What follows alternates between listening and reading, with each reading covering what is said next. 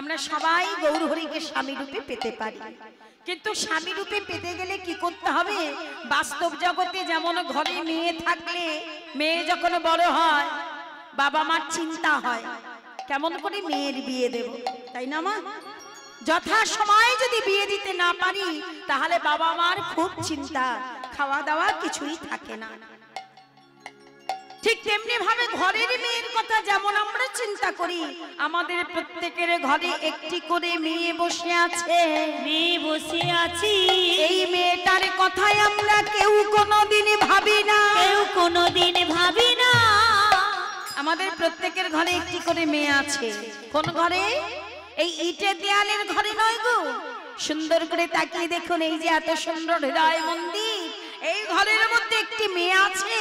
এই মেয়েটির নাম কি জানো? নাম কি জানো? এই যে ঘরে আছে যে মেয়েটির নাম হলো মনমতি রূপী কন্যা। এই মন যে পথে যায় আমরা সেই পথে যাই, মন যা বলে আমরা তাই শুনি, মন যা চায় আমরা তাই করি। যেমন ধরুন এই সন্ধ্যাবেলায় আজকের আমরা সবাই এই ভক্তের বাড়িতে এসে উপস্থিত হয়েছি, সত্যি তিনি পরম ভক্ত। ভক্ত না হলে ভক্ত সেবা হয় না, তাই না? সবাই তো ভগবানের কৃপা পায় না গো মা। অনেক জন্মের তপস্যা করলে তবেই তো ভগবানের কৃপা পাওয়া যায়। একটু একটু করে ভগবানকে ডাকার মতো ডাকলে জন্মে নয় পরের জন্মে, পরের জন্মে নয় তারপরের জন্মে, একদিন না একদিন তুমি গোবিন্দকে পাবেই পাবে। তবে মনটা তার দিকে দিতে হবে। মন যদি তোমার তার দিকে না থাকে তাহলে তো তুমি তার কৃপা পাবে না। তাই দেখুন তিনি ভক্ত হয়েছেন বলে আজকের কত ভক্ত এসেছে তার গৃহে। ভক্ত সেবা হচ্ছে, ভগবানেরই সেবা হচ্ছে, তাই না? আর বিশেষ করে কার্তিক মাসে এক মাস যারা নাম দিতে পেরেছেন, প্রত্যেকের দাঁড়ে দাঁড়িয়ে গিয়ে যারা নাম দিয়েছেন তারাও তো পরম ভক্ত। ভগবানের নাম যে গুণগান করে, যে কীর্তন করে, সেই তো প্রকৃত ভক্ত। তবে মনটা কিন্তু তার চরণেই দিতে হবে। তাই আজকে সেই ভগবান গৌরহরিকে স্বামী রূপে পেতে গেলে যদি এই মনমতি রূপী কন্যার সঙ্গে গৌরহরির বিয়ে দিতে পারো তাহলে তোমরা গৌরহরিকে স্বামী রূপে পাবে, স্বামী রূপে পাবে। এই মনমতি রূপী কন্যার সঙ্গে গৌরহরির বিয়ে দিতে হবে। আমাদের ঘরে মেয়েদের বিয়ে দিতে গেলে যৌতুক দিতে হয়। কি কি? সোনা দানা, টাকা পয়সা, গাড়ি বাড়ি। গাড়ি বাড়ি। হরি বল, হরি বল, তাই না মা? সোনা দানা, টাকা পয়সা, গাড়ি বাড়ি দিতে হয়। কিন্তু আমার গৌরহরির মতো বর পেতে গেলে, ওই সোনা দানা, টাকা পয়সা, গাড়ি বাড়ি কিছুই লাগবে না, কিছুই লাগিবে না। আমার গৌরহরির মতো বর পেতে গেলে, পেতে গেলে কি যৌতুক লাগবে জানো? লাগবে জানো? এত সুন্দর বর এ জন্মে কেন, কোন জন্মেই হবে না। আর যদি একবার ভগবানকে স্বামী রূপে পাই তাহলে আমাদের ভাবনা আর আমাদের ভাবতে হবে না।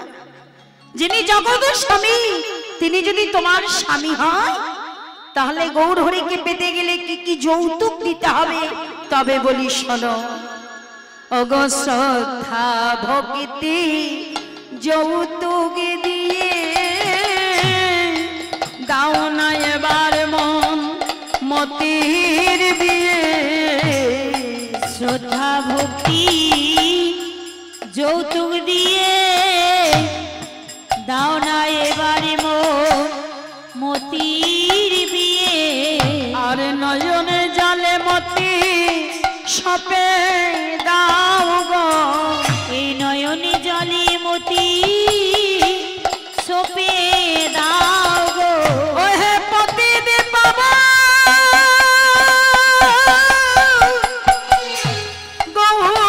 গৌরহরি, এই নয়নে জলে মতি সপে দাও গো। ওহে পতিত বাবা গৌরহরি,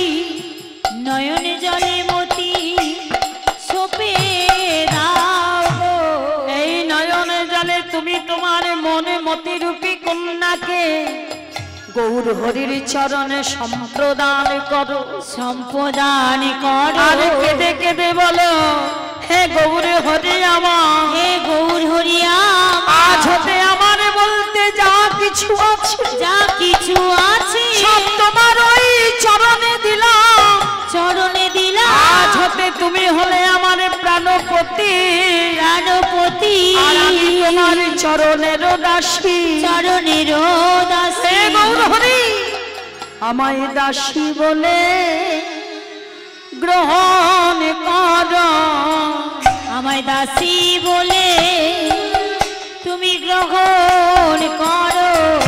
আমি ওই চরণে সবই দিলাম, আমায় দাসী বলে তুমি গ্রহণ করো। আমি ওই চরণে সবই দিলাম। আমার কি মায়া আছে, কি বা দেব, আমায় ওই চরণে সবই দিলাম। আমার আছে দুটি নয়নের জল, আমি ওই চরণে সবই দিলাম। তুমি কৃপা করে গ্রহণ করো, পতিত পাবো দয়াল হরি। আমায় চরণ ছাড়া করো না হে, আমায় ওই চরণে ঠাঁই দাও। আমায় যোগ্যতা করে গ্রহণ করো। চরণে হরি বল, হরি বল। গ্রহণ কর, ওই চরণে ঠাঁই দাও গে। আমার কি বাই আছে, তোমায় কি বা দেব। যদি কোনো ভক্ত দুটি নয়নের জল দিয়ে একবার বলতে পারে, হে গৌর হরি তুমি ছাড়া আমার আর কেউ নেই, তোমার চরণে আমার এই দেহ মন প্রাণ সবকিছু দিলাম প্রভু, তুমি কৃপা করে তোমার এই রাগা চরণে ঠাই দাও। ওমা কীর্তনে সবাই বলে, যখনই আসি কোথাও যাই বলে দিদি ভাই একটু বেশি করে নৃত্য করবেন, কেউ কোনোদিন বলে না দিদি ভাই একটুখানি গিয়ে ভক্তকে একবার নয়নের জল ফেলাবে, কেউ বলে না যে ভক্তকে কাঁদাতে হবে, সবাই বলে নৃত্য। কিসের নৃত্য হবে? যেদিনই শেষ যাত্রায় যাব সেদিনই তো সবাই নৃত্য করতে করতে যাব, আর যতদিন বেঁচে থাকবো ততদিনই তার চরণে দেব দুটি নয়নের জল। যদি একবারে দিতে পারো তুমি তার চরণের নয়নের জল, তাহলে শেষের দিনে যাবার কথা কেমন করে তুমি যাবে, তোমাকে আর ভাবতে হবে না, সেই তোমাকে পথ দেখিয়ে নিয়ে যাবে। তার জন্য তোমাকে সঞ্চয় করে রাখতে হবে, তাই না? তাই আজকের সেই গৌর হরি আমার প্রিয় ভক্ত গৌরী দাসের অঙ্গে হাত বোলাচ্ছেন, বোলাতে বোলাতে ভগবান কাঁদছেন, আর কাঁদতে কাঁদতে হঠাৎ গৌর হরির মনে পড়ে গেল, আজ কাঁদিতে কাঁদিতে গোরার ক্রোধ উপজিল, কাঁদিতে কাঁদিতে গোরা ক্রোধ উপজিল, কাঁদিতে কাঁদিতে গোরা ক্রোধ উপজিল, কাঁদিতে কাঁদিতে গোরা ক্রোধ উপজিল। আবার দুবাহু পশারি সুর ধ্বনিতে ঝাঁপ দিল, ওই দুবাহু পশারি সুর ধ্বনিতে ঝাঁপ দিল, আবার দুবাহু পশারি সুর ধ্বনিতে ঝাঁপ ওই দিল, দুবাহু পশারি সুর ধ্বনিতে ঝাঁপ দিল, ধ্বনির জলে ঝাঁপ দিল, ধ্বনি জলে ঝাঁপ দিল, ধ্বনির জলে ঝাঁপ দিল, জলে ঝাঁপ দিল, ধান্বিত হয়ে গোরা ধ্বনির জলে ঝাঁপ দিল, ধান্বিত হয়ে গোরা ধ্বনি জলে ঝাঁপ দিল, বাহু পশারি সুর ধ্বনিতে ঝাঁপ দিল, ওই দুবাহু পশারি সুর ধ্বনিতে ঝাঁপ দিল, দুবাহু পশারি সুর ধ্বনিতে ঝাঁপ দিল।